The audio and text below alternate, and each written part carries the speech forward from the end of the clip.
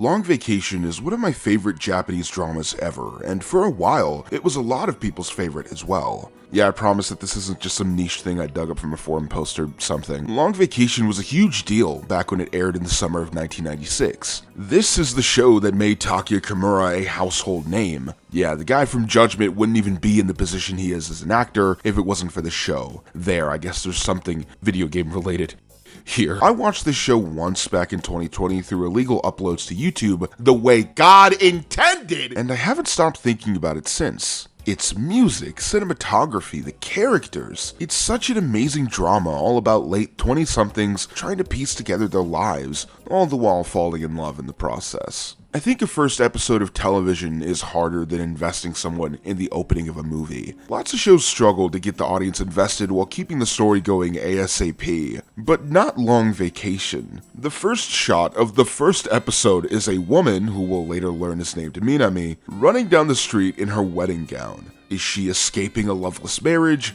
No, she's looking for her husband. Where is he? Well, he abandoned both her and his roommate Senna, effectively running away from his life, while also giving the show a reason for both of our main characters to be stuck together since Minami now has nowhere to stay. If you've never seen a Japanese drama or only have a passive understanding of them, I can see how this can seem like a hard sell for 11 episodes. Melodrama is often played down as something not interesting because this is what everyday life already consists of. Miscommunications, dramatic confessions, awful timing, secret reveals and all, while not as flashy and well written as it is on television, are still things that we experience every day, so what's the big deal about them in fiction?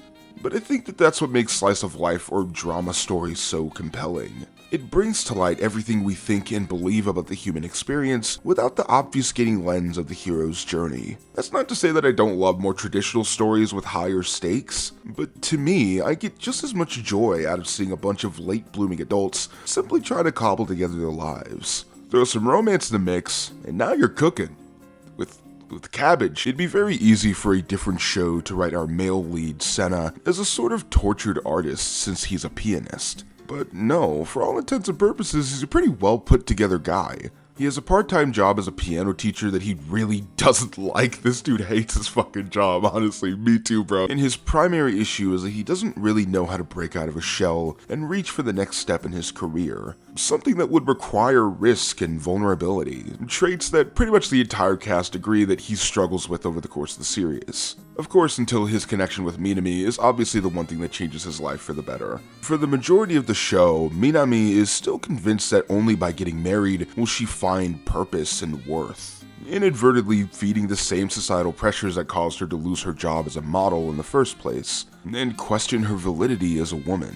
Yeah, that stuff was surprisingly progressive for a 90s Japanese television show, but it makes more sense once you realize that this was written by a woman, Erika Kitagawa. Also, side note, Tomoko Yamaguchi is just so damn beautiful, and the show is constantly trying to convince me that she's old because she's 30, and I just want her so damn bad. And then there's Shinji. I really hate Shinji, but that's sort of the point of his character. He's Minami's screw-up little brother, a direct foil to Senna. He's a character who's convinced he's fixing his life by doing the exact same thing he's always done, sabotaging all his relationships and leaving a trail of heartbreaks behind, swearing that he's different this time. And it's only through acknowledging that and actually addressing his behavior by doing the difficult stuff that he can become a better person. And those are just the first 3 characters I can think of right now. There's something about watching a show like this at ages 20 and 25 that changes a lot. I've now had to fully rebuild my life from scratch before. I've met real 30-year-old people who feel as though their life is ending solely because of pressure from others, or college graduates scrambling to piece together a life that they're not really invested in. There's a true lived-in feeling you get from watching this show, and a major part of the vibe the show creates is the music, except there's something wrong with it here. I'm very happy when shows like this are made accessible, since piracy really isn't for everyone, and as much as I hate them with all my heart, the ease of simply buying a Netflix subscription and watching any show you want is unbeatable. But my one issue with Netflix's release of Long Vacation is that the soundtrack had to be altered. Lots of shows do this, but J-dramas have experienced this issue for a while. More often than not in television, the music they use is contemporary pop that's licensed to be used in the show. However, in the case of shows like Long Vacation, they have entire albums of both orchestral and vocal tracks that are made especially for the show. The band CAGNET was known to make music during the mid to late 90s primarily for shows like Love Generation and Long Vacation, especially since they'd make two versions, one containing Japanese lyrics and the other containing English. And their album for Long Vacation is just back-to-back earworms. Thankfully, as far as I can tell, only 2 of the songs were replaced in the Netflix release, both of which are just backing tracks. Not only do I think that the music they use in its place misses some of their smaller emotional beats of the series, I also just think that it doesn't fit at all. One of the most important dialogue scenes in the show, the scene where the series gets its own name from, is no longer backed by a CAGNET track, but by the same fluffy piano music used over and over in just this episode alone. It being repetitive is bad enough, but it also removes the significance of the scene by lacking any distinctive sound. But also, these purposefully bland placeholder tunes almost clash against the equally bright and angsty 90s vibe that the show has going on. Thankfully, the main theme is kept intact, and that shit is just timeless. Damn, this soundtrack is so good. Just add a Sade song in there and it's a 10 out of 10. If you can't tell by all of my footage, this is very much a product of the 90s. Like, the show references Ben Folds 5 far before they'd become niche internet darlings. Like, I'm telling you, it's brought up multiple times by completely different characters, and it actually becomes the central location for episode 5 and episode 5 only. These characters attending this Ben Folds 5 concert is a pivotal part in a really big side plot in the show. It almost reminds me of when Life is Strange immediately began referencing Final Fantasy, the spirits within. But those general cultural circumstances don't just make for great vibes, but the very foundation of the show.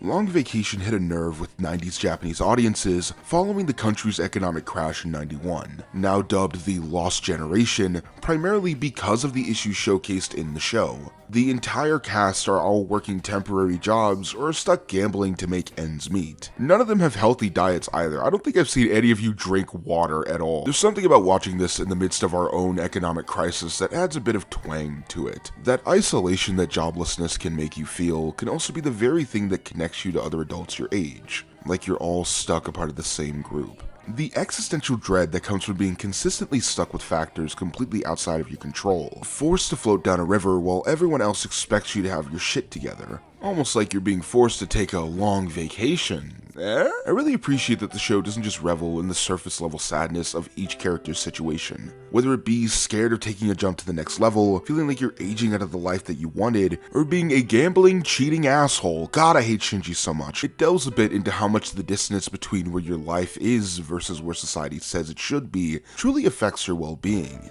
making way for a sort of angst that can't really be put into words, but can be captured on film.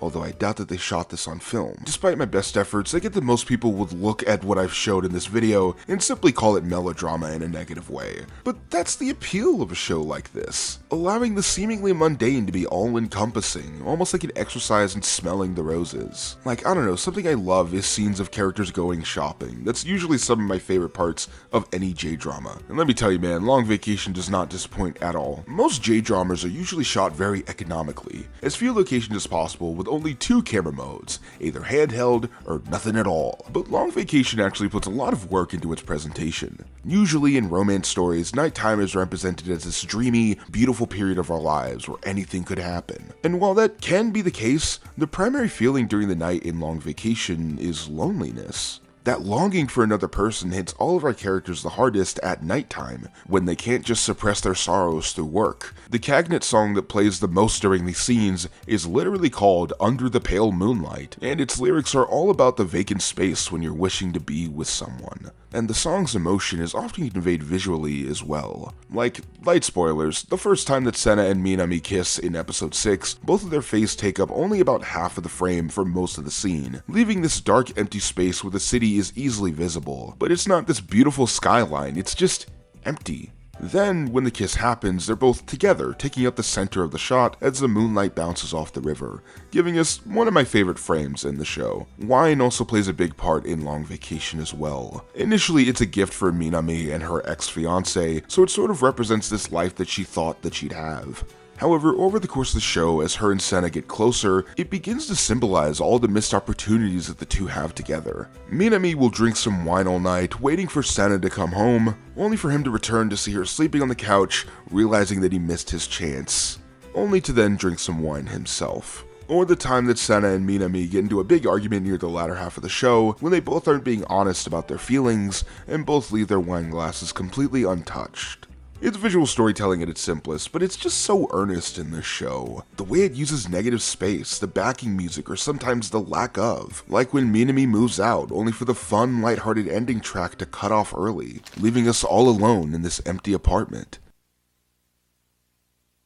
It's interesting how much time can wash away things like context or outdated cultural norms, and yet the truly important stuff can still remain. It's been almost exactly 30 years since Long Vacation released, and it still manages to captivate an entirely new audience of viewers, completely divorced from the cultural context, or from having this be the only option for what was on TV at that time. It's a show that crosses boundaries and expectation because it's just that good. I cannot truly make it clear to you through a YouTube video how much my taste in stories and my own writing has been fundamentally altered by watching Long Vacation at the point in time that I did. Not just by the lessons it bestows of giving life your all, or not being able to start over later on, but the very genre-defining tropes it engaged in. I did not realize how well the trope of roommates to friends to lovers would be my thing, but hey, better late than never. Eriko Kitagawa is honestly up there with the likes of Rumiko Takahashi, Yuyuko Takamiya, and Hajime Tabata as the people I hold dearest in my heart. The list of shows that Kitagawa's written is extensive,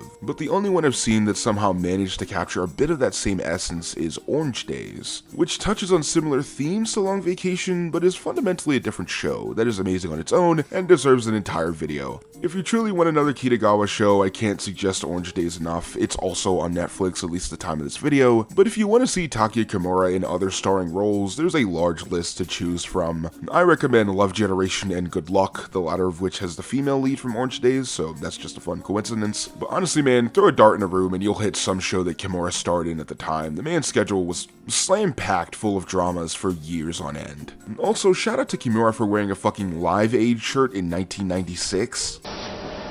Live Aid.